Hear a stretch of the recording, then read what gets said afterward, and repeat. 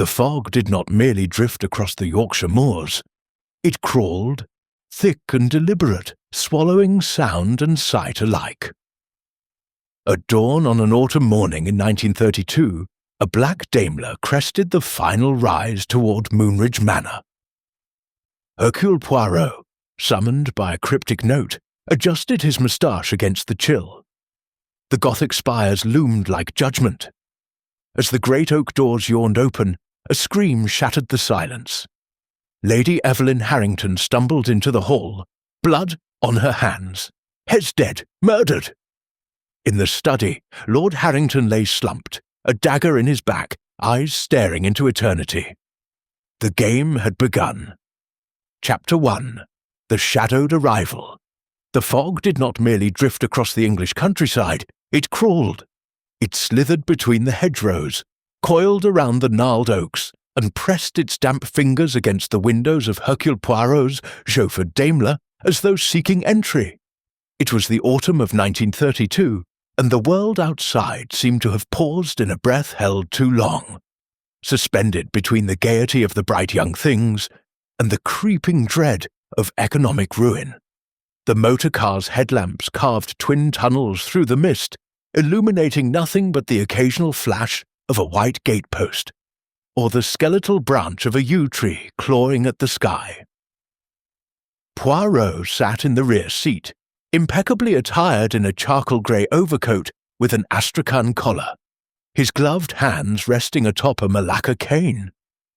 His moustaches, those magnificent symmetrical works of art, were waxed to perfection, though the damp threatened their rigidity. He gazed out at the shrouded landscape with the air of a man who had seen too many fogs, both meteorological and moral, to be impressed by either. Yet even he, the great Hercule Poirot, felt a faint prickle at the base of his neck, a sensation he attributed not to superstition, but to the little grey cells stirring in anticipation. The invitation had arrived 3 days prior, penned in a spidery hand on heavy cream stationery embossed with the Harrington crest, a stag rampant beneath a crescent moon. "My dear Monsieur Poirot," it began, "I find myself in need of your singular talents, though I dare not commit the particulars to paper. Come to Moonridge Manor this Friday. The matter is urgent, and discretion is paramount. Yours in confidence, Archibald Harrington." Poirot had nearly declined.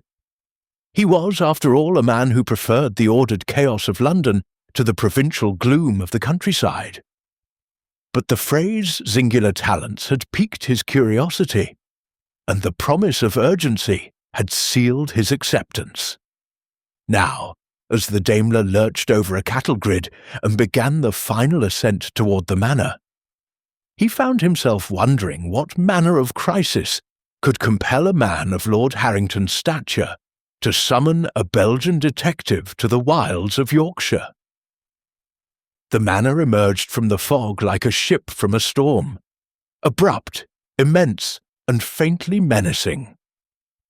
Moonridge Manor was a sprawling edifice of blackened stone, its Gothic spires jagged against the bruised sky.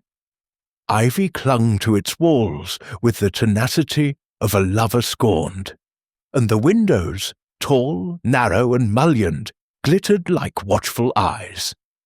The gravel drive crunched beneath the tires as the motor car drew to a halt before the great oak doors, which were flanked by stone gargoyles whose expressions suggested they had seen too much. The chauffeur, a taciturn Yorkshireman named Briggs, alighted to open Poirot's door. "Mind the step, sir," he muttered, his breath fogging in the chill. "Ground slippery as a politician's promise."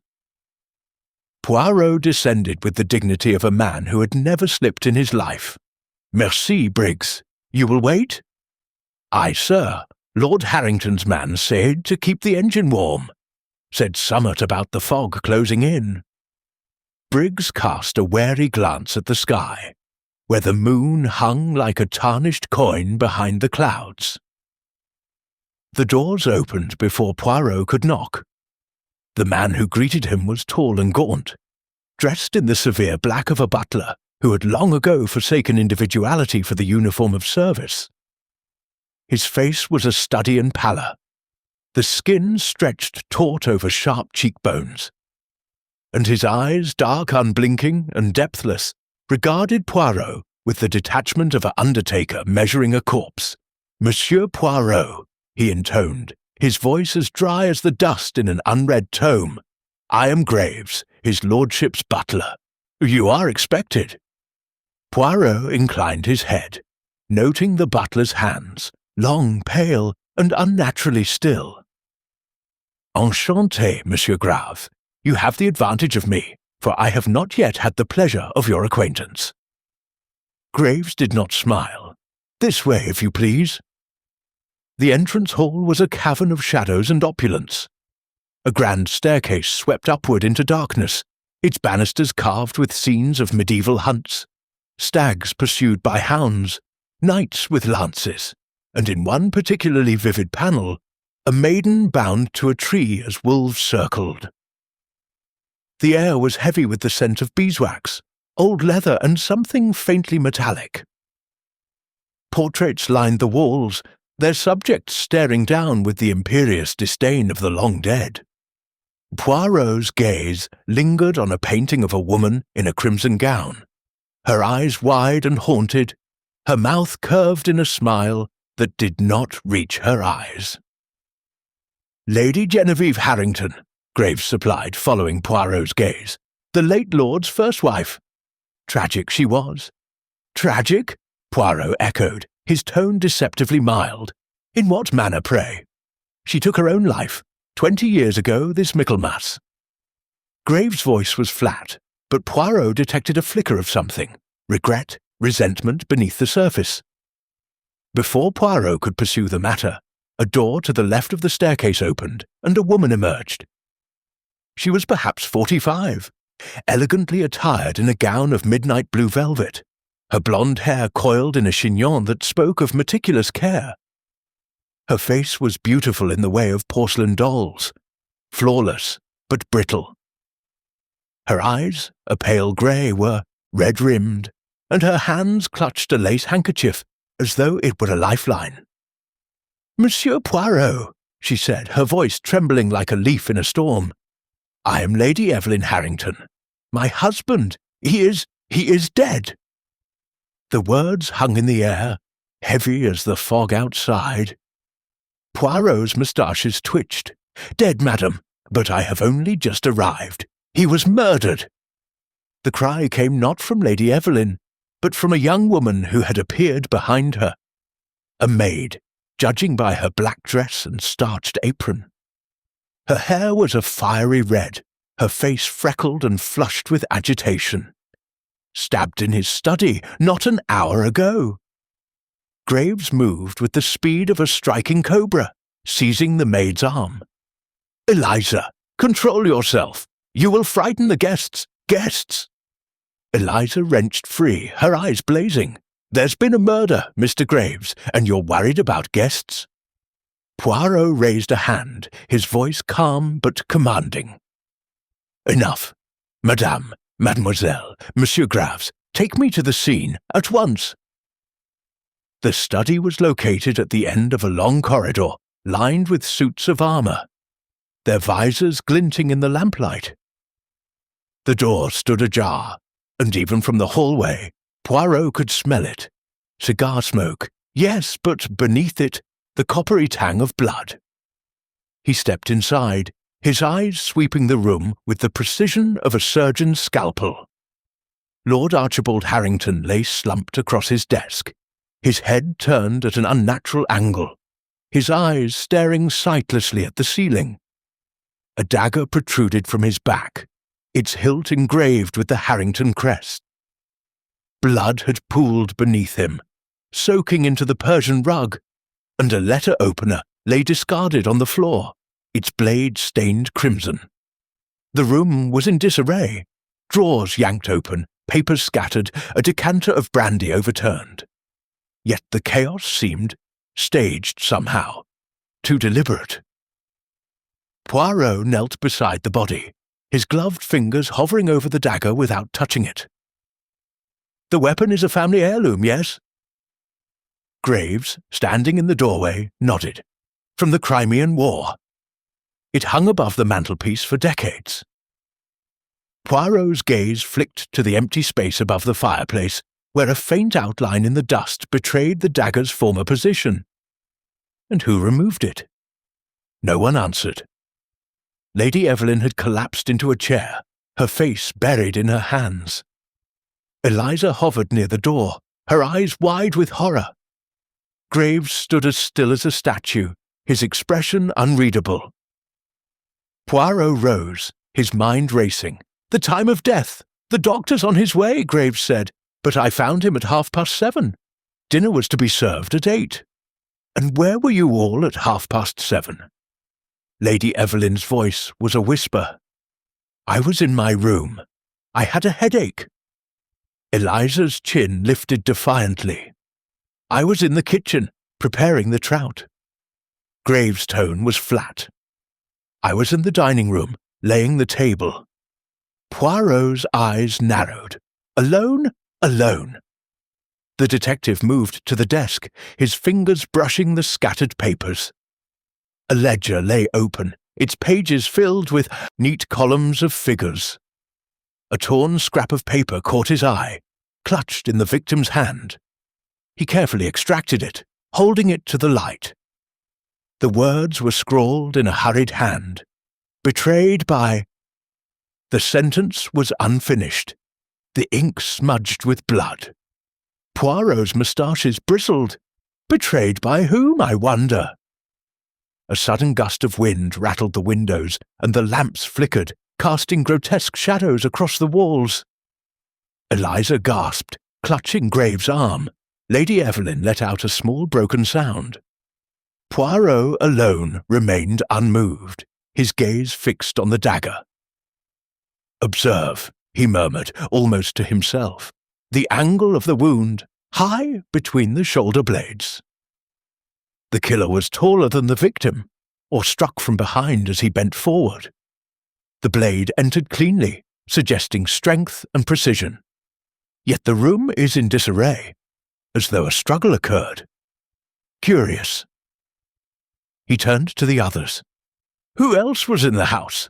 Graves answered. "Only the family and staff. Lord Harrington's nephew, Mr. Reginald, is staying with us." He was indisposed. Indisposed.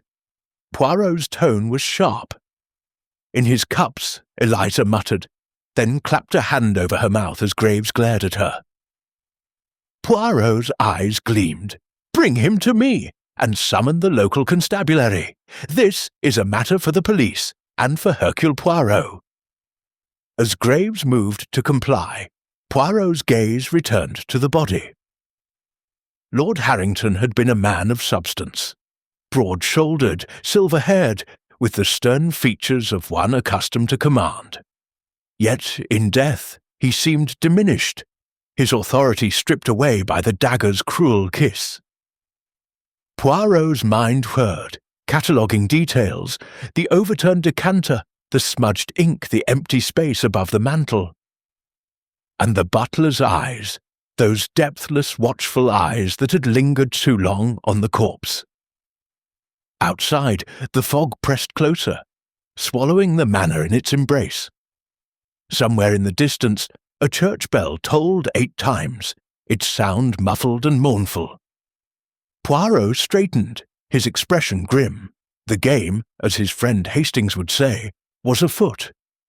And in the shadowed halls of Moonridge Manor, the sinister butler was only the first piece on the board. Chapter 2. The Gathering Storm. The drawing-room of Moonridge Manor was a cathedral of mahogany and mourning. Its high ceiling vanished into shadow, the coffered panels swallowing the light from a single chandelier that trembled with every gust rattling the tall casement windows. Crimson velvet drapes, heavy as theatre curtains, framed the night beyond, and the fire in the marble hearth hissed like a cornered cat, each time a draught slipped down the chimney.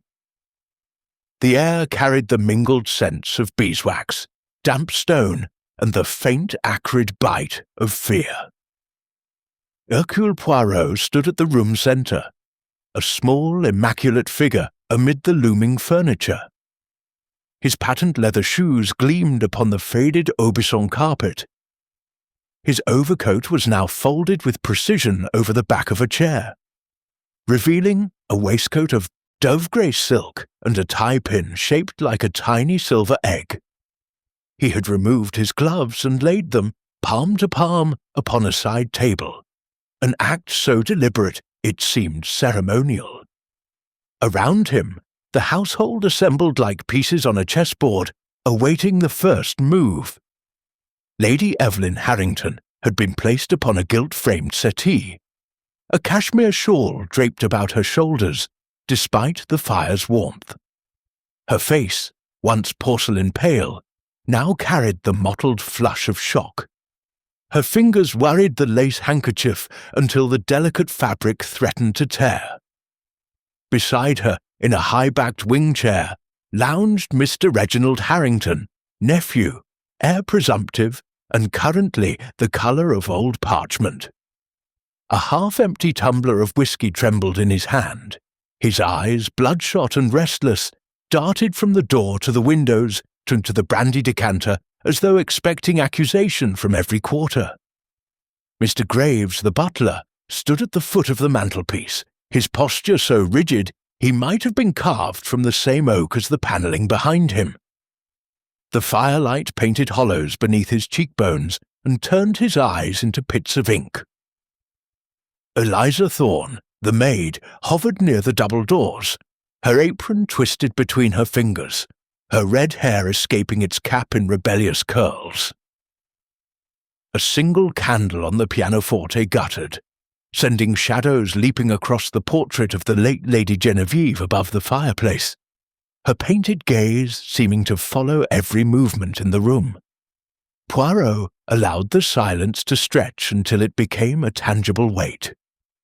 Then, with the soft precision of a surgeon's scalpel, he spoke.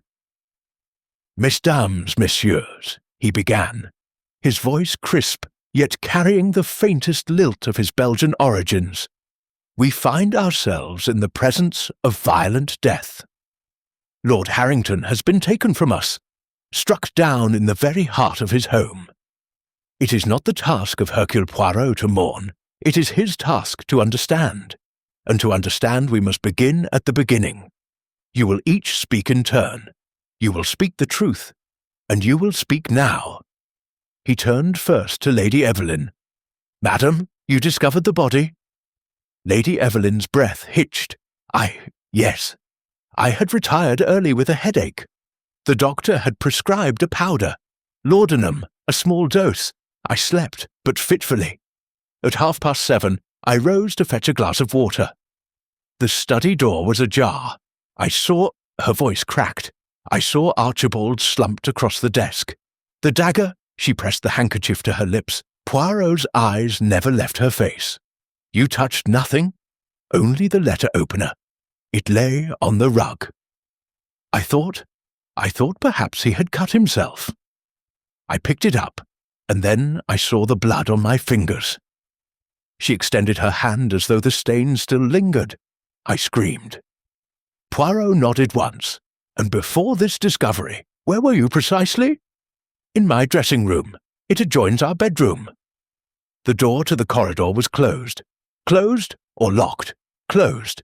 I do not lock doors within my own home. A flicker of pride beneath the grief. Poirot's gaze shifted to Reginald. "Monsieur le Neveu, you were indisposed?" Reginald drained the whisky in a single gulp, grimaced, and set the glass on a side table with a clink that sounded too loud. "He'd had a row with Uncle this afternoon, about money as usual. He threatened to cut me off without a shilling. I took myself to the billiard room and drowned my sorrows in his best Glenlivet. Graves can confirm. I rang for another bottle at 6. Graves inclined his head a fraction. "Indeed, sir? I delivered a fresh decanter at 6:15. Mr. Reginald was alone." "Alone," Poirot repeated softly. "And yet the billiard room is adjacent to the library, is it not? A thin wall. One might hear raised voices through it." Reginald's laugh was brittle. "If you're suggesting I heard Uncle being murdered and did nothing, you're barking up the wrong tree, Poirot. I was 3 sheets to the wind. Couldn't have stood, let alone stabbed a man." Poirot's moustache twitched. "We shall see, Mademoiselle Eliza." The maid startled as though prodded with a pin. "I was in the kitchen, sir. Cook had gone to her sister's in the village, her rheumatism, you see. I was alone, preparing the trout for dinner. Almondine sauce. His lordship liked it delicate." Alone in the kitchen, Poirot mused. A large room, many knives, and the back stairs led directly from the kitchen corridor to the study, do they not? Eliza's freckles stood out against sudden pallor. "I never left the kitchen, sir. Not once. I swear on my mother's grave." Poirot's eyes narrowed. "Your mother is, I believe, still living in Leeds." The girl flushed crimson. It's just a figure of speech, sir," Graves interjected, his voice smooth as oil. "If I may, monsieur, the back stairs are seldom used. They are narrow, poorly lit, and the treads creak abominably. Had anyone ascended them, I would have heard." Poirot turned to the butler. "And you, Monsieur Graves, where were you at the crucial time?" "Laying the dining table, as I informed you. The Sèvres china, the crystal, his lordship insisted upon formality, even for family dinners. I was alone, but the door to the hall stood open. Anyone passing would have seen me." Poirot paced a slow circle, his cane tapping softly against the rug. "So, we have alibis, each solitary, each unverifiable. How convenient!" He paused before the fireplace, gazing up at Lady Genevieve's portrait. "Tell me, Lady Evelyn, about your husband's first wife." The question hung in the air like a guillotine. Lady Evelyn's knuckles whitened around her handkerchief. "Genevieve died 20 years ago. Poison. The coroner ruled suicide. Yet rumours persist," Poirot said gently. "Whispers of murder, of a lover scorned, of a butler who knew too much." Graves did not move, but the firelight caught a muscle jumping in his jaw. Reginald snorted. "Ancient history. Uncle married Evelyn a year later. Genevieve was unstable. Everyone knew it." Poirot's gaze flicked to Eliza. "And you, mademoiselle? You have been in service here how long?" "5 years, sir, since I was 20. Her voice was barely audible, long enough to hear the whispers. Poirot's tone was almost kind, long enough perhaps to form attachments. Eliza's eyes widened. "I don't know what you mean." Before Poirot could press further, a commotion erupted in the hall. The doors burst open to admit Inspector Japp of Scotland Yard, his bowler hat dripping rainwater, his moustache bristling with indignation and cold. "Poirot!" he barked. "What the devil are you doing in Yorkshire?" "I was told Lord Harrington requested your presence, but murder? Dash it all, man, this is my patch now." Poirot's smile was seraphic. "My dear Japp, how fortunate! You arrived just in time to witness the little grey cells at work. Come, join us. The suspects are assembled, the scene is fresh, and the fog ensures no one has left the manor." Japp removed his hat, revealing a bald pate glistening with moisture. "Right. Local constables outside with the doctor. Bodies not to be moved until photographs are taken. Now who found him?" Lady Evelyn raised a trembling hand. Japp's expression softened a fraction. "My lady, my condolences. Poirot, a word?" The 2 men stepped into the corridor, where suits of armour stood sentinel. Japp lowered his voice. "This is a bad business. Harrington was worth a fortune. textile mills, investments in the colonies. And he was mixed up with some shady types during the war. Profiteering, they said, though nothing stuck. His will's bound to be a motive. Poirot nodded.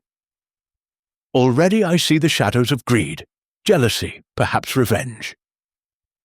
But observe, Jap, the dagger.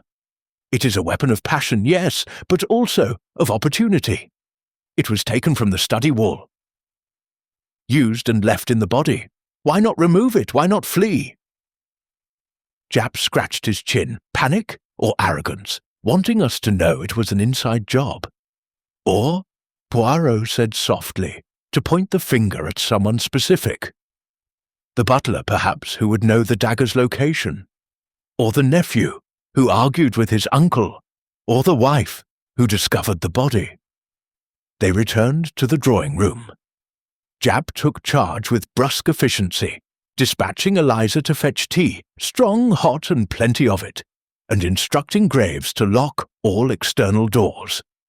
No one leaves until I say so. As the maid departed, Poirot's sharp ears caught the faint creak of a floorboard overhead. He glanced up. The chandelier trembled again, though the windows were now shut tight against the storm. A draught? Or footsteps? He moved to the fireplace, ostensibly to warm his hands, but his eyes scanned the room. Above the mantel, Lady Genevieve's portrait seemed to lean forward, her painted lips curved in a secret smile. Poirot's gaze dropped to the hearth.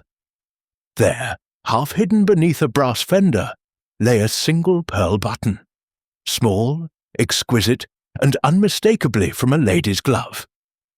He palmed it deftly as Jap began questioning Reginald about his debts. The button was warm from the fire, its nacre smooth. Poirot's mind raced. Lady Evelyn had worn no gloves. Eliza's hands were bare.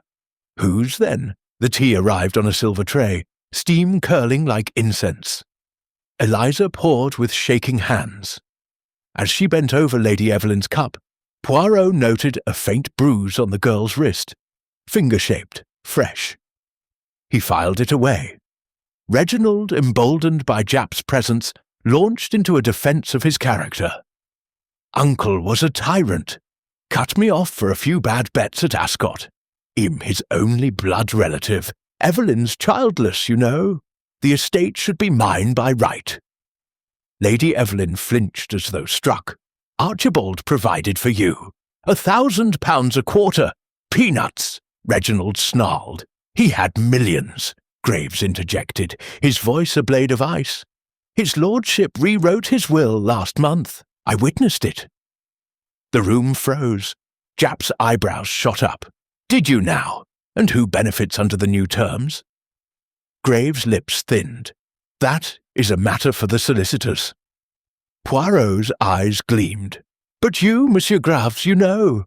A butler sees all, hears all, perhaps even influences all. The butler met his gaze without flinching. I serve, monsieur. I do not meddle. Outside, thunder rolled across the moors like artillery. The lights flickered, dimmed, then surged back to life. In that moment of darkness, Poirot heard it. A soft gasp, almost a sob, from the direction of the pianoforte. When the light returned, Eliza stood there, her face ashen, staring at something on the floor. Poirot followed her gaze. A single drop of blood, dark and wet, marred the pale wood beside the piano leg. It had not been there before. Jap swore under his breath. The body's in the study, how the devil? Poirot was already moving, his cane tapping a rapid tattoo. The killer bleeds, perhaps, or carries a token of the crime. Quickly, Jap, check the windows. But the windows were latched, the drapes undisturbed. The blood drop gleamed accusingly, a crimson period at the end of an unfinished sentence. Lady Evelyn rose, swaying. I cannot bear this. I must lie down. Jap nodded to a constable who had entered. Escort her ladyship to her room. And station a man outside. As Lady Evelyn was led away, supported by the constable's arm, Poirot noticed her handkerchief, now crumpled in her fist, bore a faint rust-coloured stain. Blood, or merely the laudanum? Reginald slumped back in his chair, reaching for the decanter. Graves intercepted him with a glare. "Enough, sir. You'll need your wits." The young man laughed bitterly. "What wits? I'm the perfect suspect, aren't I? Motive, opportunity, and a temper. Lock me up and be done with it." Poirot regarded him thoughtfully. "Perhaps, or perhaps you are the perfect scapegoat." The storm reached its crescendo, rain lashing the windows like thrown gravel. Somewhere in the manor, a door slammed. Footsteps echoed overhead, then ceased abruptly. Poirot's little grey cells whirred like a well-oiled machine. The button, the blood, the bruise, the will, pieces of a puzzle, each reflecting a different facet of truth. He turned to Japp. "My friend, have your men search the upper floors and the cellars. No corner of Moonridge must remain unexamined. The killer is here, among us, or within these walls." As the constables dispersed, Poirot returned to the fireplace. He held the pearl button to the light, turning it so the fire's glow danced across its surface. Somewhere in the manor, a clock struck 9, its chimes mournful, inexorable. The gathering storm had broken, but the true tempest was only beginning. Chapter 3. Whispers in the Hallways. The storm had settled into a steady, malevolent drum against the manor's slate roof, but inside Moonridge the silence was worse. It pressed against the ears like water after a dive. Hercule Poirot moved through the corridors with the soft-footed purpose of a cat, his cane a metronome, counting out the seconds between heartbeats. Inspector Japp had taken the ground floor with 2 constables. Poirot had claimed the upper stories and the labyrinthine service passages that threaded behind the walls like veins. He began in the victim's bedroom, austere, masculine, smelling faintly of cedar and macassar oil. The bed was turned down, pyjamas laid out by Graves with military precision. On the nightstand lay a leather-bound diary, its ribbon marker placed at the previous day. Poirot opened it under the green-shaded lamp. 15th is October. Evelyn hysterical again. Claims she hears Genevieve in the walls. Must speak to Dr. Marwood about stronger sedation. Reginald's latest bill from White's, 3,400. The boy is a sieve. Graves too familiar with the silver inventory. We'll watch him. Poirot's eyebrow arched. Genevieve in the walls. He closed the diary and slipped it into his pocket. Evidence was evidence, and Japp could wait. Next, the dressing room. A row of tailored suits, a faint whiff of bergamot from the cologne. In the top drawer of a bur-walnut tallboy, he found a photograph. Lord Harrington, younger. Arm around a dark-haired woman whose smile was both radiant and haunted. On the reverse, in faded ink, G&A Capri, 1909, Genevieve. Poirot tucked the photograph beside the diary. He moved to Lady Evelyn's suite. The air here was thick with attar of roses and the metallic trace of laudanum. The bed was unrumpled. The headache had been a convenient fiction. On the vanity lay a half-empty bottle of veronal tablets and a silver-backed hairbrush missing several bristles, snagged perhaps in a struggle. Poirot lifted the brush, noting a single long blonde hair caught in the bristles. Not Evelyn's shade, hers was ash. He wrapped the hair in tissue and pocketed it. A soft click behind him. He turned to find Eliza in the doorway, eyes wide, candle in hand. "Monsieur Poirot, her ladyship is sleeping. You shouldn't—" "Shouldn't what, mademoiselle? Seek the truth?" He stepped closer. "You were dismissed last week, I understand. Yet you are here. Explain." Eliza's knuckles whitened around the candlestick. His lordship changed his mind.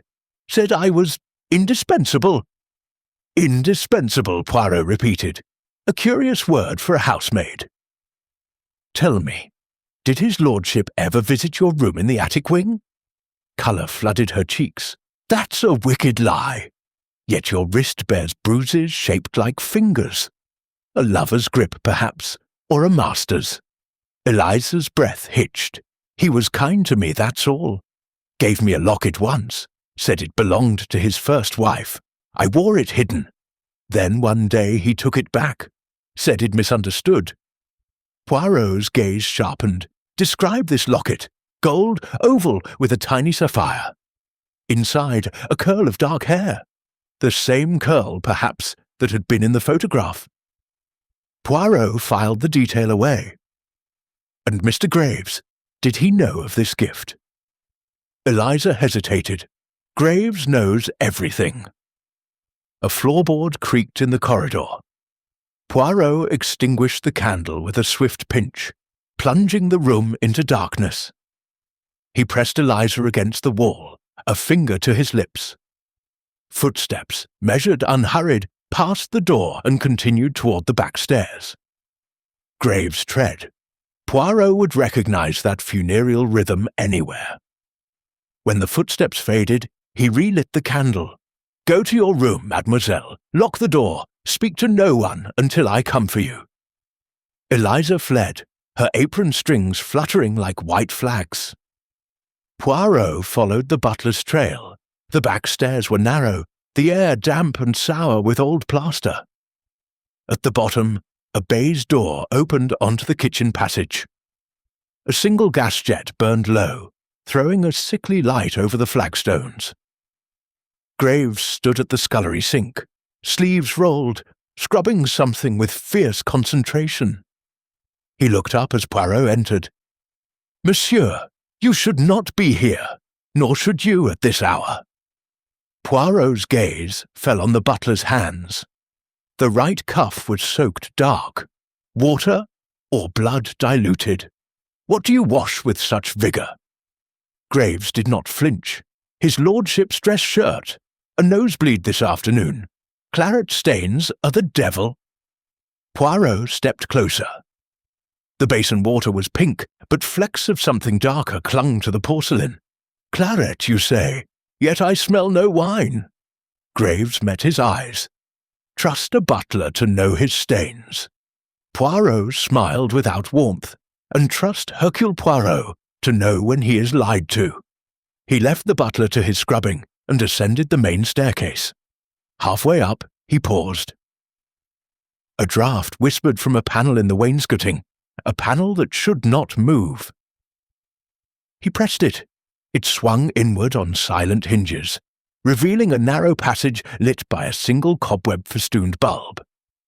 Dust lay thick on the floorboards, but fresh scuffs marred the grime. 2 sets, one large, one small. Poirot followed. The passage twisted behind the guest bedrooms, emerging at last into a disused nursery. Moonlight filtered through grimy skylights, illuminating a rocking horse with one eye missing, and a child's cot draped in Holland cloth. On the floor lay a woman's kid glove. Left hand, pearl button missing, the mate to the button in, his pocket. He knelt. The glove was damp, the kid leather darkened at the fingertips. Blood! He brought it to his nose. Iron and lavender water.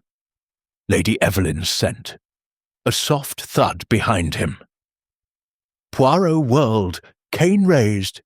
Reginald Harrington stood in the doorway, swaying, a bottle of whisky dangling from one hand. Looking for ghosts, Poirot? His voice was slurred, but his eyes were sharp. This was my nursery once, before Uncle decided I was a disappointment. Poirot lowered the cane. You followed me, followed the draft. These passages run everywhere. Father showed me when I was 6. Said every Harrington needed a bolt hole. Reginald took a swig. Genevieve used them too. To meet her lover, they said. And who was this lover? Reginald shrugged. No one knew, or no one admitted. Graves was sweet on her, though. Everyone saw it. Uncle sent him to the London house for a year after she died. Punishment? or protection? Poirot's mind raced. A lover, a locket, bruises, a glove. The pieces shifted, refusing to settle. Reginald lurched forward, peering at the glove. That's Evelyn's. She was wearing them at dinner last night. Where's the other? An excellent question. Poirot slipped the glove into his pocket. Tell me, monsieur, are you left-handed? Reginald blinked. Yes. Why? The dagger entered from the left, high between the shoulder blades. A tall man, or one standing on a chair, or a woman in heels striking downward. Reginald laughed, a hollow sound. You think Evelyn climbed on the desk to murder her husband? She's terrified of heights. Fear is a powerful motivator, Poirot murmured. As is love, or hate. A sudden crash from downstairs, glass shattering followed by Japp's bellow. Poirot and Reginald exchanged a glance and ran. They reached the first-floor landing as Japp burst from the library, face thunderous. Someone's been in here! The French windows smashed, clean through, and there's blood on the sill. Poirot knelt by the broken pane. A jagged hole gaped where a pane had been knocked out. Shards glittered on the carpet like ice. On the sill, a smear of blood still wet, and beside it a single red fingerprint.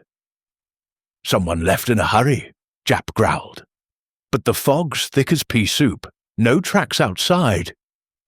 Poirot examined the fingerprint. A woman's, I think. The ridge pattern is fine, and the blood is fresh, less than an hour. Reginald swayed. Evelyn's abed. Elisa's in the attic. That leaves Graves, Poirot finished softly. They found the butler in the hall, coat on, a suitcase at his feet.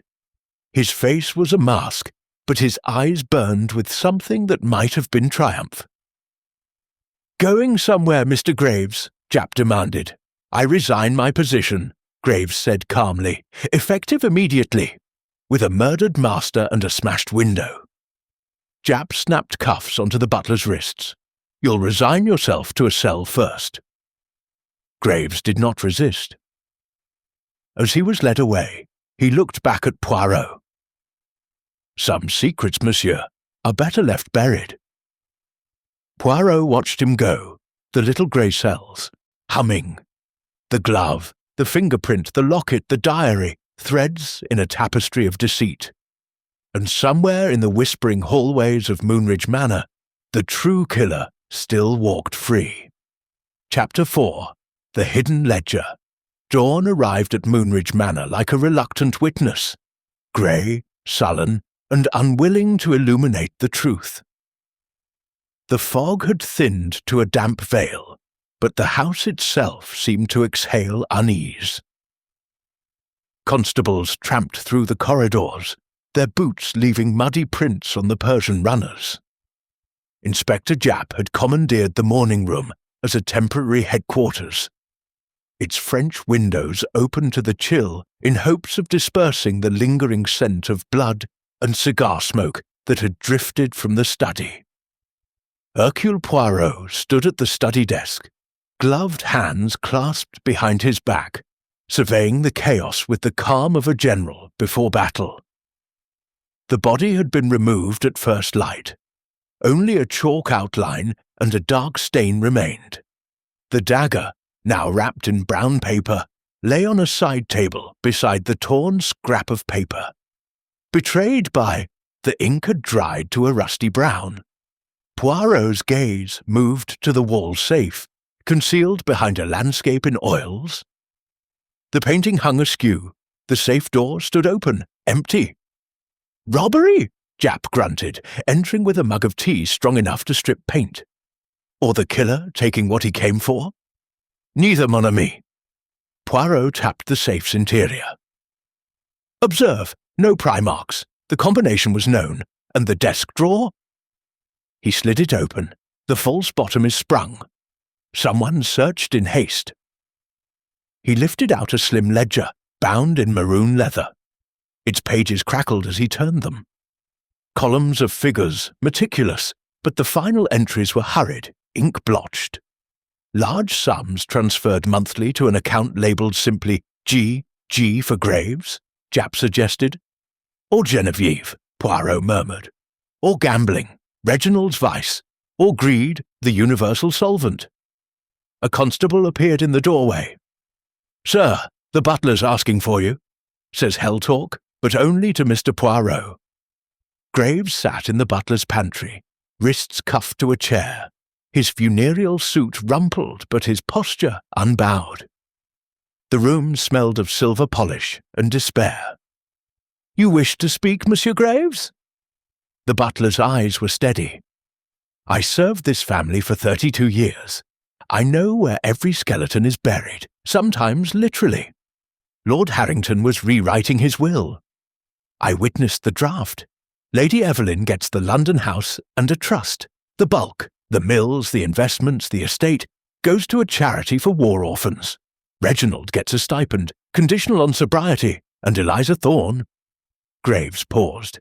"Eliza gets a bequest of £10,000 and a sealed letter to be opened upon his death."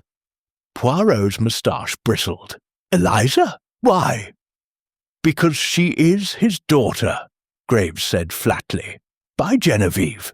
Born in secrecy, raised by a cousin in Leeds. His lordship acknowledged her privately last year. The locket was Genevieve's, given to the child as proof. The pieces, clicked. The bruises on Eliza's wrist, paternal anger, not passion. The dismissal and rehiring, testing loyalty. The ledger's G for Genevieve's trust, perhaps." "And you, monsieur?" Poirot asked. "What do you inherit?" Graves smiled thinly. "Nothing. I was to be pensioned off. His lordship discovered he'd been supplementing my wages, small amounts. The silver inventory was creative." "Blackmail?" Japp growled. "Insurance," Graves corrected, "against the day I was cast out. But I did not kill him." Poirot studied the butler's hands. The cuffs had chafed the skin, beneath the faint yellow of old bruises. "You struck someone recently." "Reginald, 2 nights ago. He was drunk ranting about the will. I restrained him." "He has a temper, and a knife he fancies, a trench dagger from the war." Japp made a note.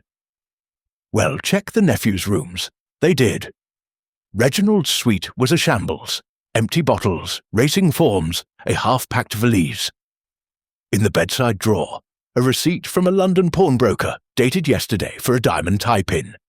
And beneath the mattress, a left-handed kid glove, mate to the one in the nursery, the pearl button missing.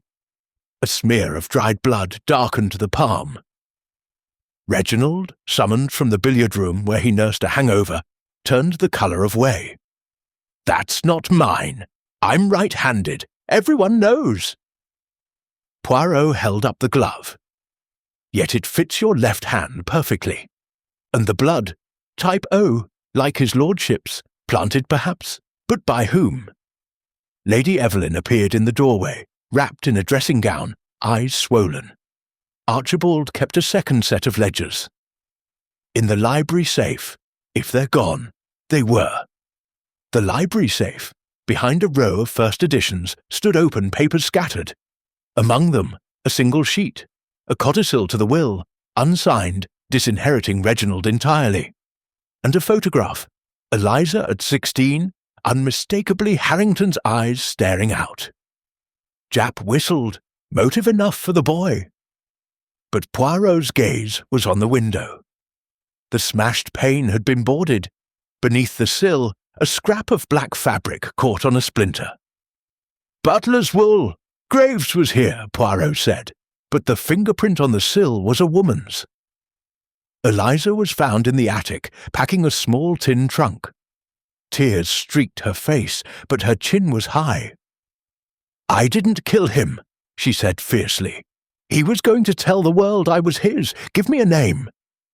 Then, yesterday, he changed his mind. Said it would ruin Evelyn. I begged him.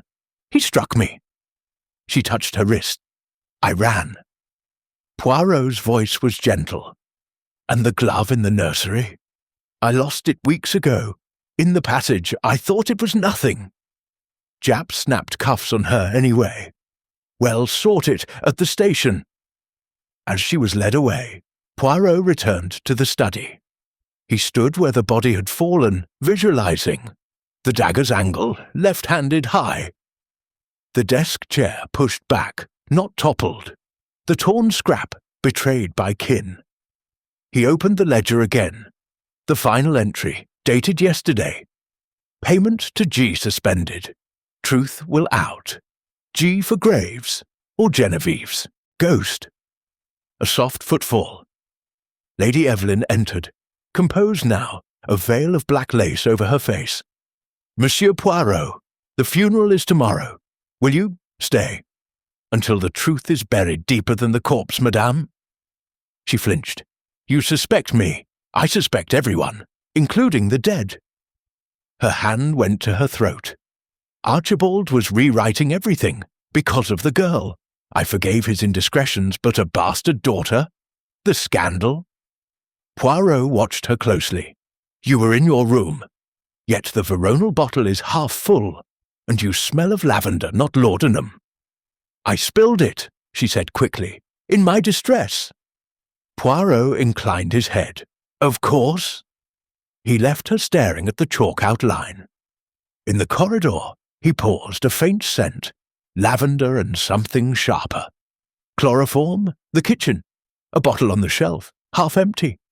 A cloth beside it, stained yellow, and on the flagstones a single pearl button, identical to the others. Poirot pocketed it. 4 buttons, 3 gloves, 2 ledgers, 1 truth. Outside, the sun broke through for the first time, gilding the wet lawns. But inside Moonridge, the shadows lengthened. The hidden ledger had revealed motives, but the killer's hand remained unseen. And somewhere in the manor, a clock ticked toward the next revelation. Chapter 5. Echoes of the Past. The morning room had become a tribunal. Sunlight, thin and accusatory, slanted through the tall windows, striping the turkey carpet with bars of gold. A constable stood at each door. Another guarded the broken library window, now boarded with fresh plywood. The air smelled of wet plaster, strong tea, and the faint char of toast no one had eaten. Hercule Poirot occupied the centre of the room like a conductor before a silent orchestra. On the mahogany table lay the evidence in neat rows. The maroon ledger, the torn scrap betrayed by kin, the left-handed glove with its bloodied palm, the pearl buttons now 4, the chloroform-soaked cloth, the unsigned codicil, and, newly added, a small gold locket on a broken chain. Inside the locket, a curl of dark hair and a miniature photograph of a woman with Eliza's eyes, Genevieve. Lady Evelyn sat rigid on a spindle-legged chair, veil lifted, face powdered to porcelain again. Reginald nursed a black coffee, eyes bloodshot but sober. Eliza, wrists uncuffed for the moment, stood between 2 constables chin high, tears dried to salt tracks. Graves remained in the pantry under guard. His absence was a cold space at Poirot's left. Poirot lifted the locket. This belonged to Genevieve Harrington. It was given to her daughter, then reclaimed. It was found at 3:17 a.m. in the dumbwaiter shaft between the kitchen and the study, dropped perhaps in flight. He let it swing like a pendulum. "Who shall claim it now?" Eliza's voice cracked. "It's mine by right, he promised." Reginald snorted. Father's promises were worth less than his IOUs. Lady Evelyn's fingers clenched. Archibald was a good man, flawed, but good. Poirot's gaze swept them. Good. Men die as readily as bad. Let us revisit the night. He moved to a chalkboard Jap had commandeered from the nursery. With quick strokes he sketched the study. Desk, safe, dagger outline, window, door to hall. Door to back stairs. Lord Harrington was seated here, across at the desk, writing perhaps the codicil that would disinherit his nephew. The clock on the mantel read 7:28 when the dagger struck. The house clock chimed the half-hour at 7:30. Eliza heard it in the kitchen. Therefore, the murder occurred in a 2-minute window. He tapped the board. The dagger came from the wall, here, taken earlier, or in the moment. The angle is high, left-handed. The chair is pushed back 6 inches, not overturned. The victim rose, turned, was struck from behind as he bent, perhaps to the safe. Reginald shifted. I was in the billiard room, drunk. Yet your glove is blooded. Planted. Possible, Poirot conceded. But the chloroform cloth, found in the kitchen, bears a fingerprint. A woman's. Eliza's station is the sink. Lady Evelyn's perfume is lavender. The cloth smells of both. Lady Evelyn paled. I use lavender water. The cloth could be anyone's. Poirot turned to Eliza. You prepared the trout alone. Did you leave the kitchen? Only to fetch parsley from the cold frame. 10 seconds. Enough, Poirot said softly, to lace a cloth and ascend the back stairs. Eliza's eyes flashed. I loved him. He was going to claim me. Love turns to hate when promises break, Poirot observed.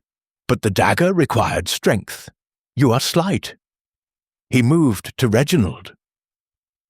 You, monsieur, are tall, strong, left-handed. You knew the combination to the safe. Your uncle trusted you with accounts. You argued at 5 o'clock. Graves separated you. At 7, you were supposedly insensible. Yet the billiard-room door was locked from the inside when Graves checked at 8. How did you leave? Reginald opened his mouth, closed it. I don't recall. Convenient amnesia. Poirot lifted the codicil. This would ruin you. Motive enough. Lady Evelyn's voice cut like crystal. And I? What motive beyond a husband's infidelity 20 years cold? Poirot's eyes softened. Jealousy is never cold, madame. It smoulders. Genevieve's locket, returned to Eliza, reopened the wound, and the new will left you comfortable, but not mistress of Moonridge. The mills, the investments, 2 orphans. You, who bore no child, displaced by a bastard. Lady Evelyn's hand flew to her throat. I forgave him. Forgiveness is not forgetfulness. A sudden clatter from the hall. The pantry door burst open. Graves appeared, one constable rubbing a bruised jaw, the other in pursuit. The butler's cuffs dangled from one wrist. In his free hand, he brandished a yellowed letter. Enough lies, Graves roared. Read this, Genevieve's suicide note. Hidden in the nursery chimney since 1912. Japp snatched it. The paper trembled as he read aloud. My dearest A, I can no longer bear the shame. The child is yours, but the world will call her bastard. Graves loves me truly. He will take us away. If you find this, know I chose life over dishonor. Forgive me, G. Silence crashed like a wave. Poirot took the letter gently. Written in haste, ink still wet when folded. See the smudge? Yet the coroner ruled suicide by poison. Curious. Graves' chest heaved. She didn't die. I helped her escape to France. The poison was a sham. Laudanum and ipecac. We staged the death. His lordship paid to keep it quiet. The child was born in Normandy, sent to Leeds. I returned to service, watching over Eliza from afar. Reginald laughed, a broken sound. So Uncle's perfect marriage was a fraud from the start. Lady Evelyn rose, swaying. You knew, all these years? Graves met her gaze. I knew everything, including who killed him. He pointed at Eliza. She came to the study at 7:26. I saw her from the serving pantry mirror. She carried the locket. He'd promised to return it. They argued. He struck her. She grabbed the dagger from the wall, left-handed like her mother, and plunged it in. Then she fled down the back stairs, dropping the locket in the dumbwaiter. Eliza screamed, Liar! I was in the kitchen. Poirot's voice cut through. No. The parsley on your shoes is dried, not fresh. You never went to the cold frame. And the chloroform, yours to subdue Cook when she discovered your thefts from the pantry. You intended to drug his lordship, force the locket's return, perhaps the will's signature. But passion overtook reason. Eliza lunged for the door. A constable caught her. She collapsed, sobbing. "He said I was nothing after all the promises." Japp snapped the cuffs back on. "Eliza Thorne, I arrest you." Poirot raised a hand. "Attendes. One piece remains." He lifted the torn scrap. "Betrayed by kin. Eliza is kin, but the handwriting." He placed it beside the suicide note. Identical slant, identical pressure. Graves wrote both. Graves smiled, almost serene. "Insurance, monsieur. I forged the note years ago, kept it hidden. When I saw Eliza strike, I tore this scrap from his lordship's blotter, planted it in his hand, the perfect misdirection." Poirot nodded slowly. "You protected the child, as you protected her mother. But you let suspicion fall on all. Reginald, Lady Evelyn, even yourself. Better a butler hanged than Genevieve's daughter." Lady Evelyn sank back, whispering, "My God!" Reginald stared at the floor. Eliza wept silently. Poirot closed the ledger. The echoes of the past have spoken. The crime is solved. But as Japp led Eliza and Graves away, Poirot's gaze lingered on the locket. Something nagged. A discrepancy in the timeline. A shadow uncast. He slipped the locket into his pocket. The manor was silent, but the little grey cells whispered, "Not yet." Chapter 6. The Midnight Rendezvous. The house slept uneasily. Constables dozed in the hall. Japp had taken Eliza and Graves to the village lock-up in the Black Maria, promising Poirot a full confession by morning. Moonridge Manor, stripped of its master and its secrets, seemed to sag under, the weight of its own silence. Only the clocks kept their vigil, ticking like a dying heart. Hercule Poirot did not sleep. He sat in the darkened study, a single green banker's lamp pooling light across the desk. The chalk outline had been erased, the bloodstain covered by a rug, but the room still breathed violence. He turned the gold locket in his fingers, the broken chain coiled like a serpent. Inside, the curl of dark hair caught the lamplight. Genevieve's or Eliza's. The miniature photograph had been removed. Japp had it for evidence. Poirot's little grey cells were not satisfied. A confession extracted under duress was a brittle thing. Truth required pressure applied with precision. At 11:47 p.m., he rose, slipped the locket into his waistcoat, and moved on silent feet to the back stairs. The baize door sighed as he descended. The kitchen was cold, the range banked to embers. On the table lay the trout Eliza had never served, eyes milky, gills pale. Poirot lifted the lid of the dumbwaiter shaft. The locket had been found wedged between floors. A constable's torch had revealed it. But the shaft was narrow. How had it fallen so far, unless deliberately placed?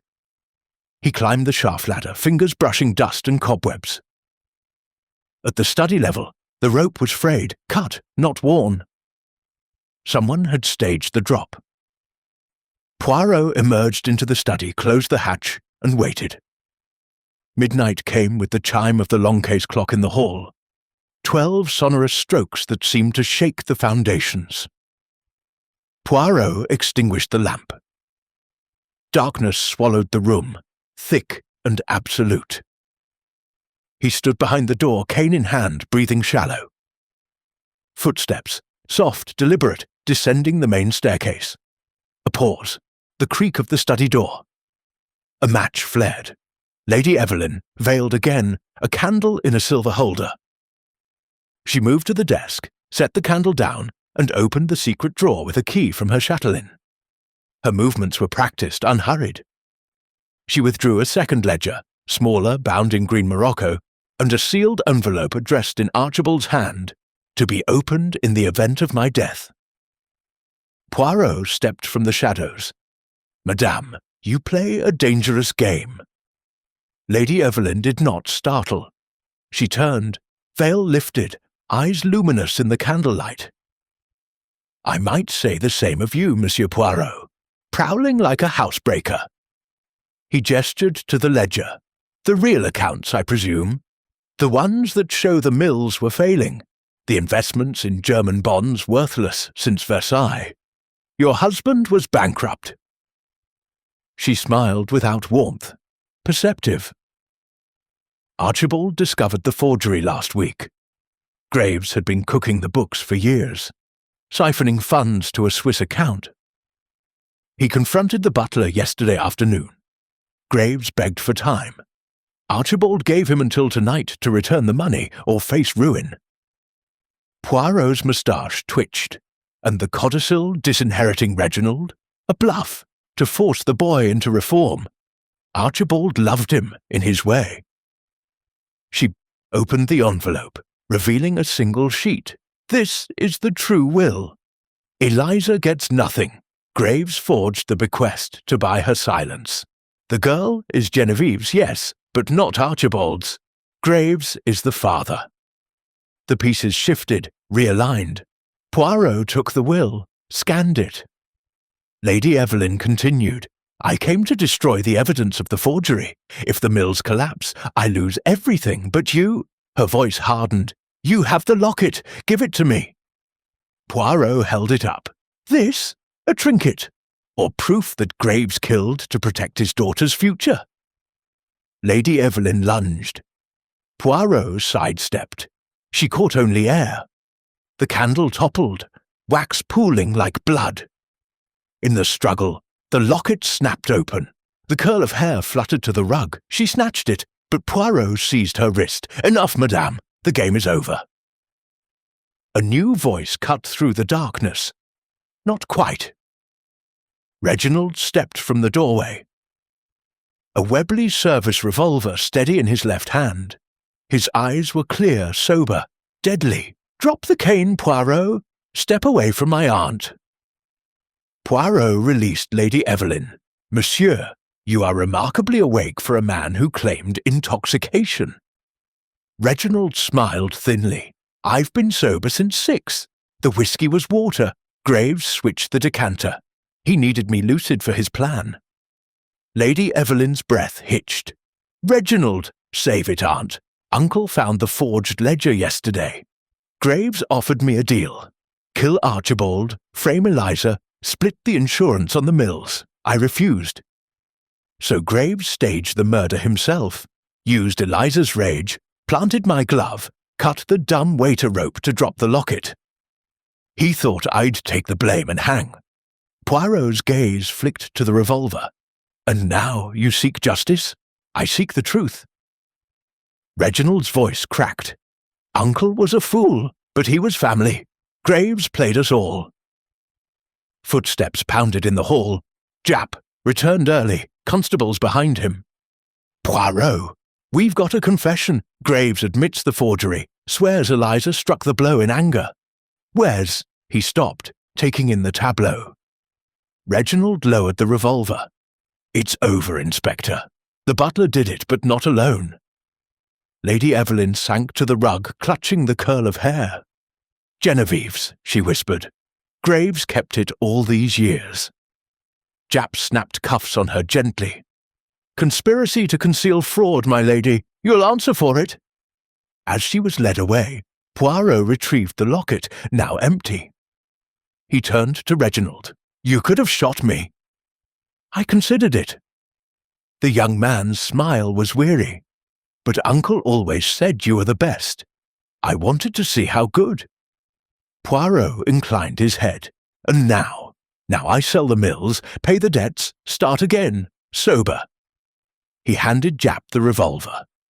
"Arrest me if you must." I locked the billiard door from the inside, climbed out the window, watched Graves stage the scene. I'm an accessory after the fact. Jap grunted. "Well, sort it at the station." Dawn crept through the windows as the manor emptied. Suspects in custody, evidence bagged, the study sealed. Poirot stood alone amid the wreckage, the green ledger in his hands. The final entry, in Graves' precise hand, all debts paid in blood. He closed the book. The midnight rendezvous had revealed the puppeteer, but the little grey cells whispered one last question. Who cut the rope before the locket fell? A loose end, or a thread to another tapestry? Outside, the fog lifted. For the first time in days, the spires of Moonridge stood clear against a pale sky. Poirot pocketed the empty locket and walked into the morning light. The case was closed, but Hercule Poirot never truly closed a door until every shadow had been named. Chapter 7. Twists in the Tapestry. The afternoon sun slanted through the leaded panes of Moonridge Manor's long gallery, casting elongated shadows that danced like spectres across the threadbare Aubusson rugs. Hercule Poirot paused before the vast tapestries lining the walls. Immense woven chronicles of Harrington valour, their colours faded to the muted hues of memory.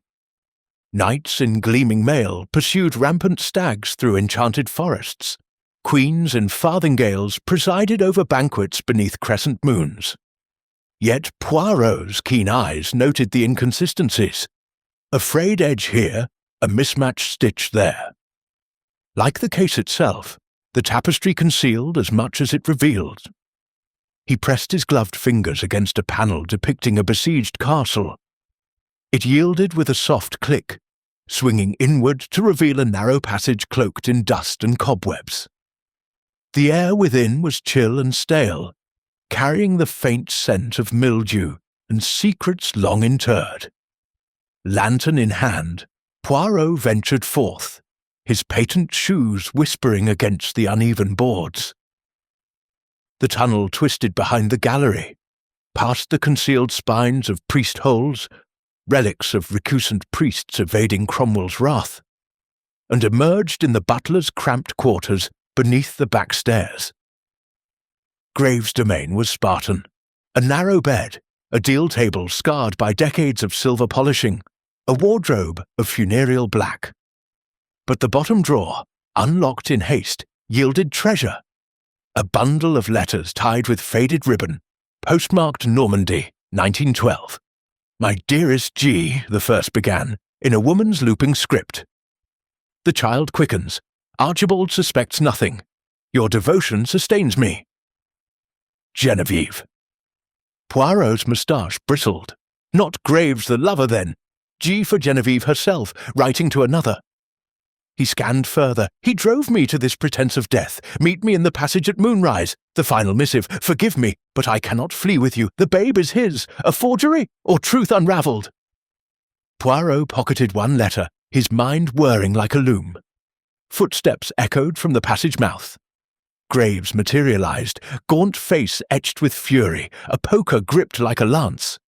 Monsieur Poirot, you trespass. Non, monsieur, I investigate. Poirot held up the letter. Genevieve lived. You helped her vanish, for love or profit. Graves' eyes narrowed to slits. Love, at first.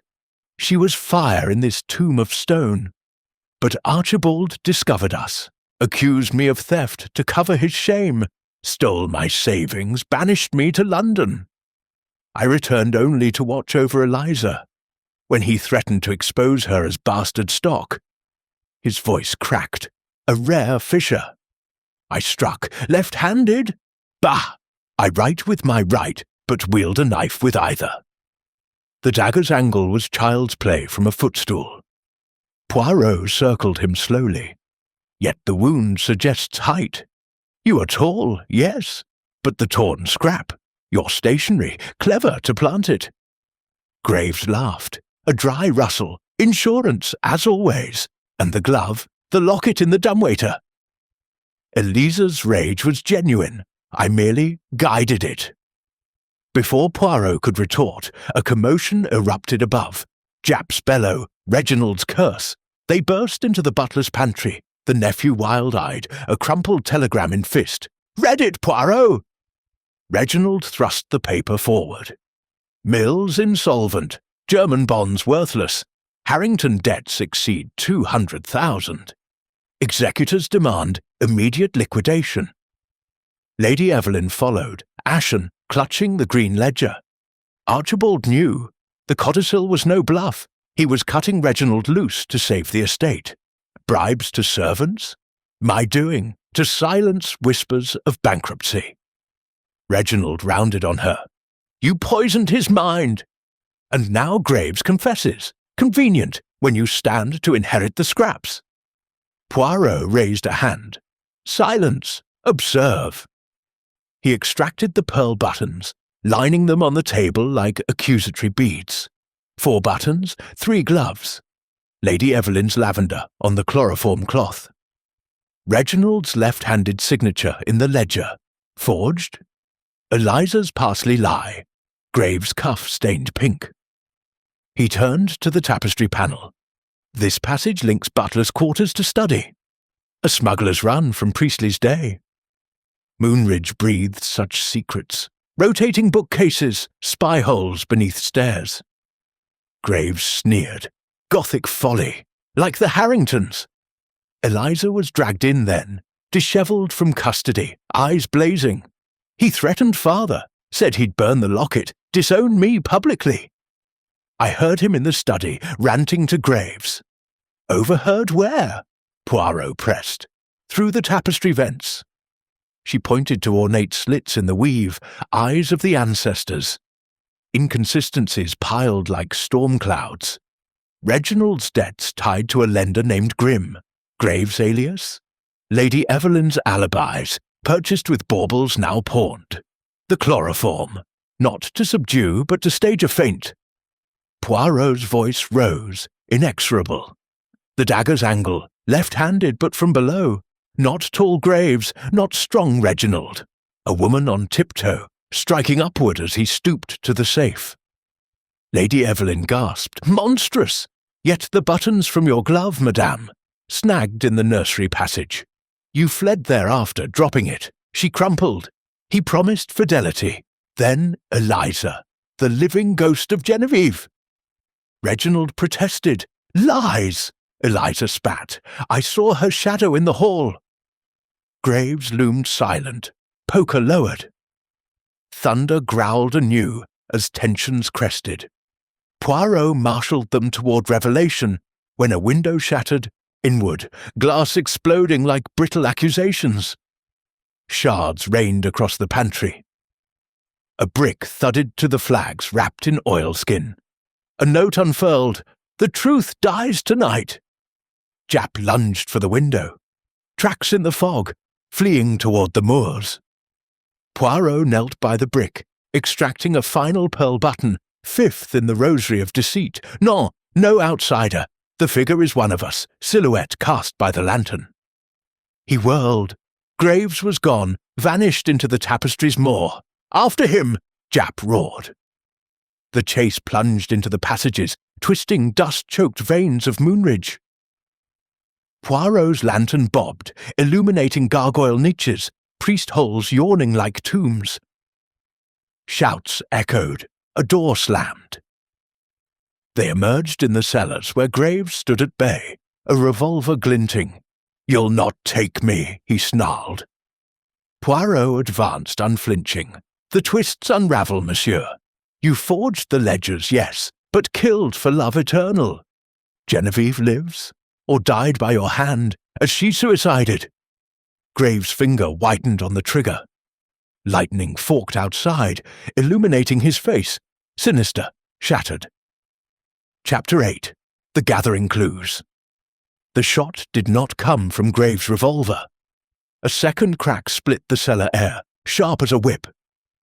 The butler staggered, the pistol clattering from his grip. He clutched his shoulder, blood seeping between his fingers, and crumpled against a wine rack. Bottles toppled. Shattering in a crimson spray that mingled with his own. Jap's Webley smoked in his hand. Drop it, Graves. Next one's for your heart. Constables swarmed. The butler was cuffed, groaning, as Poirot knelt beside the fallen weapon. The revolver was old, a Webley Mark IV, Reginald's service piece from the war. The serial number had been filed, but not completely. RH 1917, Reginald Harrington. Poirot rose, eyes glittering, the tapestry phrase at last. They hauled Graves to the kitchen, the brightest room left in Moonridge. A constable fetched the police surgeon. Another brewed tea strong enough to wake the dead. Lady Evelyn, Reginald, and Eliza were marched in under guard. The table became an altar of evidence. The 5 pearl buttons now aligned like rosary beads, the torn scrap betrayed by kin, the green ledger, the forged suicide note, the locket empty, the bloodied left-handed glove, the chloroform cloth, the unsigned codicil, and, newly added, the filed revolver and a single brass key on a black ribbon. Poirot stood at the head, cane planted like a sceptre. The storm had passed. Pale light filtered through the scullery window, gilding the dust motes that drifted like ash. "Mesdames, messieurs," he began, voice silken, "we have danced long enough. The clues are gathered. The pattern emerges. Observe." He lifted the revolver. Reginald's from the trenches. Stolen from his room last night. By whom? The same hand that filed the number to obscure ownership. Yet the bullet that struck Graves came from Japp's service pistol. Graves intended suicide, perhaps, or murder. But the key dangled the brass key. This opens the cellar strong room. Inside, a tin box. Inside the box, $40,000 in Bank of England notes, wrapped in oilskin. The brick through the window was a diversion, thrown from within by someone who knew the passages. The oilskin matches the wrapper on the brick, the same hand that cut the dumbwaiter rope. Reginald's face was stone. I was in the billiard room. Non. Poirot produced a billiard cue, chalked blue at the tip. This was found in the passage behind the tapestry. Your chalk, monsieur. Left-handed grip. You climbed out the window, locked the door from inside with a string trick. Child's play for a Harrington who knew the house's veins. Lady Evelyn's voice trembled. You accuse my nephew? I accuse all, Poirot said gently. But let us be precise. He turned to Eliza.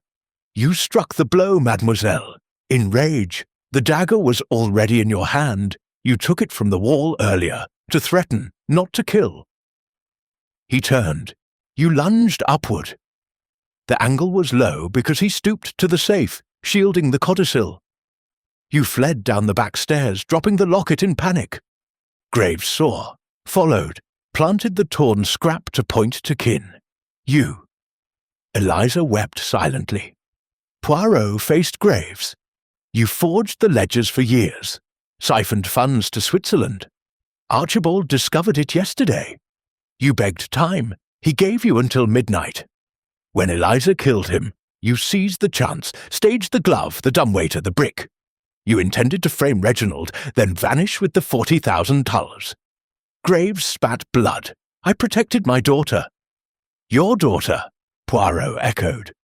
Genevieve bore her in Normandy, yes, but the lover was not you. The letters prove it. G was Genevieve writing to Grimm, the lender who held Reginald's debts. You intercepted them, kept them as leverage. Reginald lunged. You bastard! Japp restrained him. Poirot continued, relentless.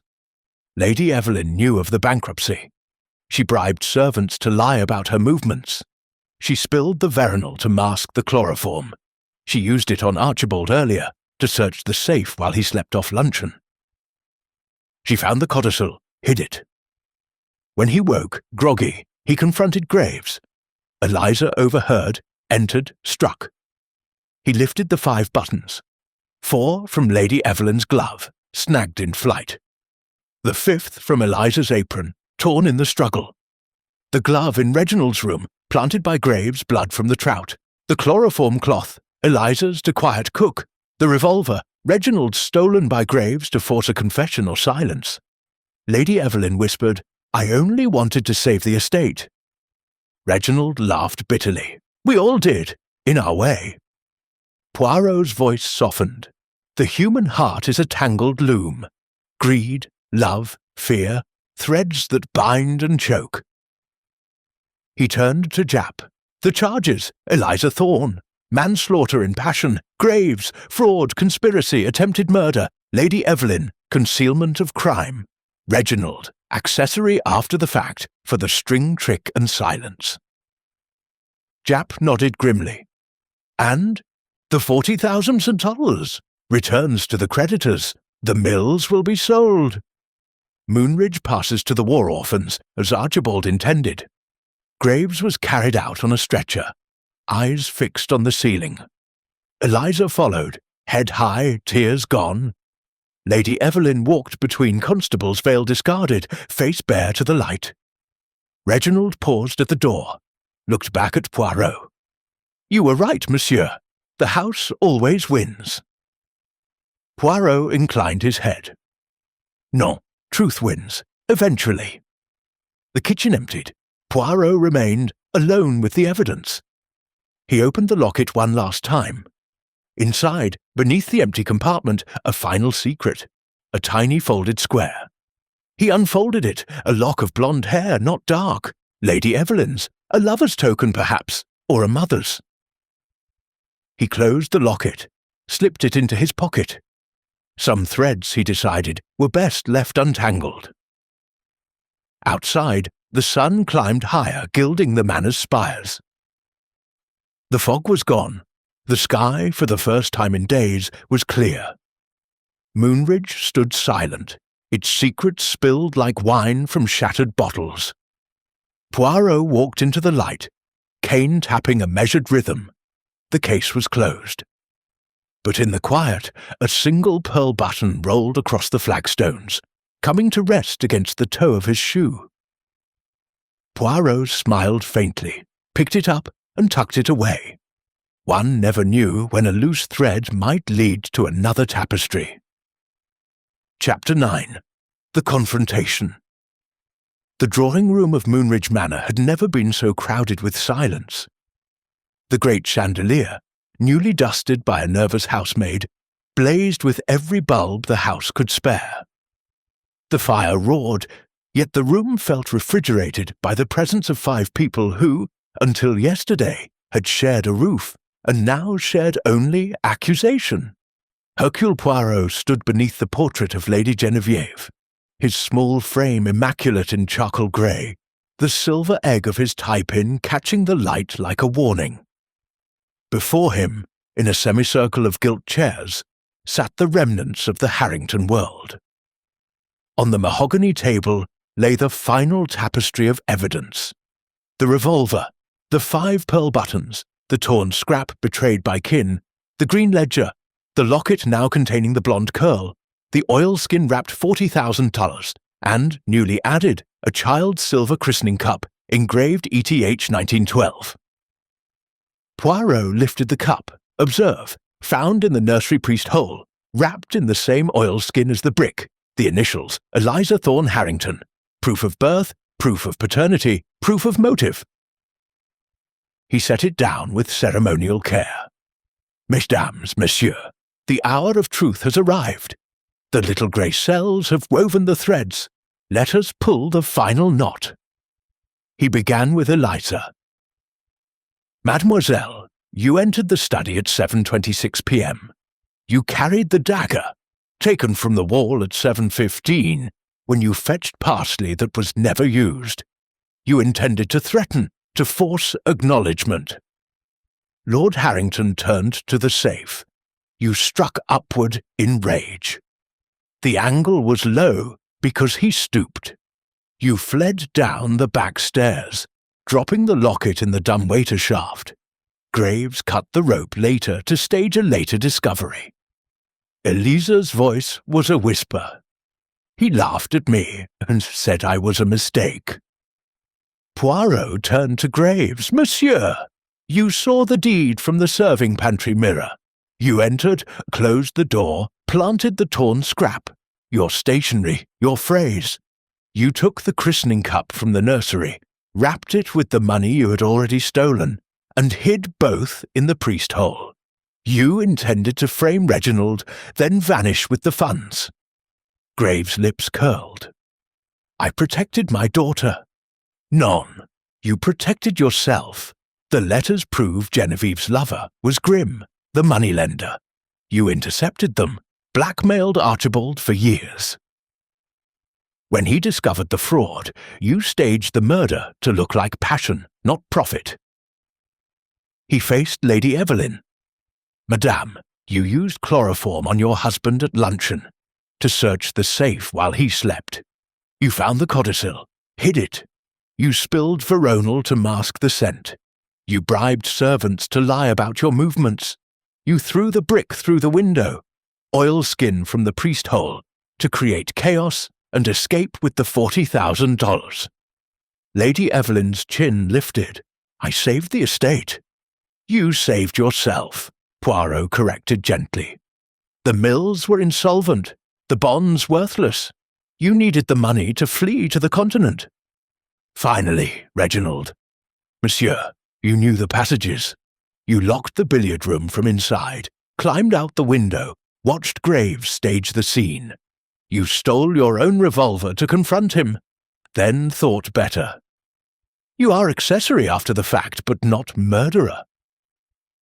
Reginald met his gaze. I wanted to stop it. I was too late. Poirot stepped back. The confrontation is complete. The charges. Japp snapped his notebook shut. Cuffs on the lot. Surgeons outside. Graves first. As the constables moved, Graves surged to his feet, blood seeping through the bandage. Wait, one truth remains. He lunged, not at Poirot, but at the fireplace. His cuffed hands seized the poker, swung it wildly. Japp fired a warning shot into the ceiling. Plaster rained like snow. Graves froze, poker raised, Poirot's voice cut through. The final twist, monsieur. Graves laughed, a broken sound. The locket, the blonde curl. It's Evelyn's.